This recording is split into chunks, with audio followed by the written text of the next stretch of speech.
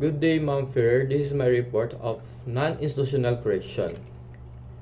So, correction is a pillar of the Philippine criminal justice system charged with responsibility for the custody, supervision, and rehabilitation of convicted offender. These are persons who have given sentence or nakasala na sila. And next is, correction is classified into two systems, namely institutional correction and non-institutional. So naay po duha ka types sa correction, like institutional and non-institutional correction.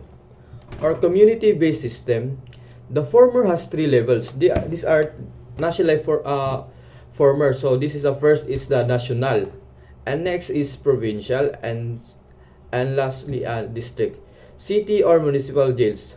While the later system has provision, parole, pardon, and recognize and other mode release, wherein offenders have to serve their sentence outside bars, subject to the condition imposed by the court. What is non-institutional correction? At present of correction as the pillar of our justice system is in the front of so many problems and controversies.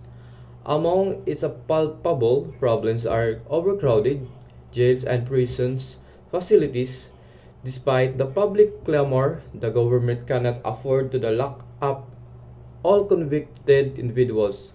Society has all reason to condemn convicts, but in so doing they are just pushed from the continuance of their unlawful activities.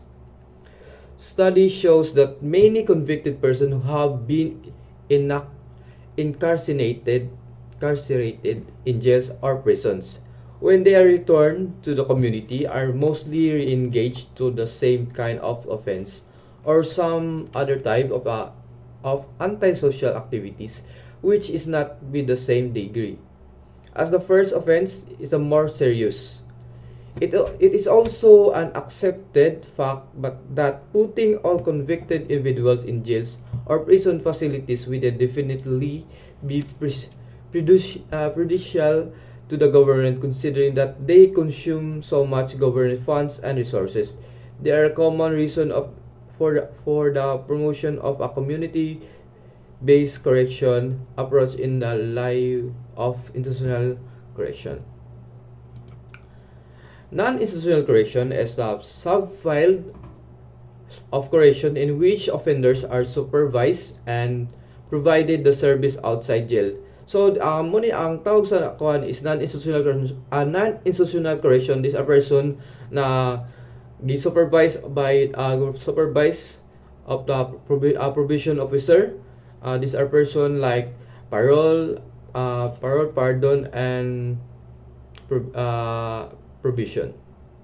As those method of correcting sentence offender without having to go to prison refers to an approach to a punishment that stresses reintegration of the offenders into a community through the use of local facilities.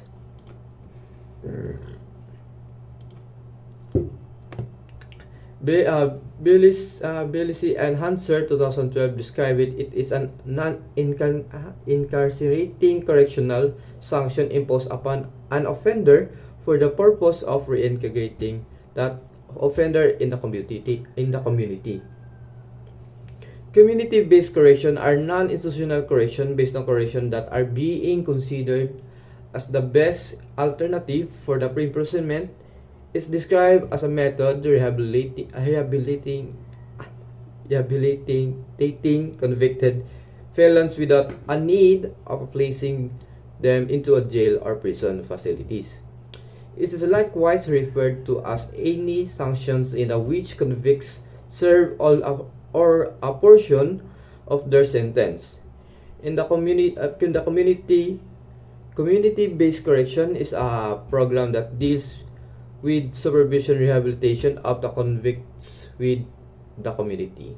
So muna yung gingon na ang non-institutional correction ay gina-supervise by the provision officer, mga police or ganun. Then the idea behind the non-institutional correction program is that most convicts can be effectively held accountable for their crimes. At the same time, they can fulfill legitimate living standards in the community. Most convicts do not pose an imminent danger to themselves or to the other can therefore remain in community to maintain relationships. Rehabilitating convicts with the community confers several benefits such as, so these are mas nindot pa ka nga mapalayo ka ng ang ubang tao nga natagaanon og mga parole or pardon para pagawa sa gitagaan sila og mga parole pardon para pagawas nila sa community. Medyo safety sila dito and kaya pa nila community relationship or the convicts will remain in the community in which he or she has responsibilities. He can continuously engage to his legitimate sources of livelihood to support himself and his family, and the government can collect taxes from him. Convicts under the community-based correction are more capable to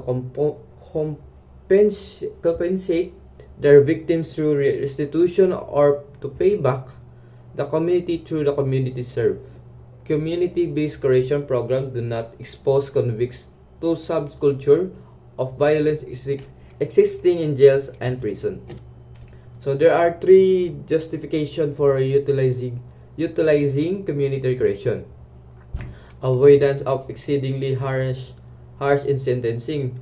Ma-avoid nila ang mga like gubot sa sulod sa sentence. The increased capability or providing treatment and reduce cost of as compared to institutional corrections. That's all, ma'am.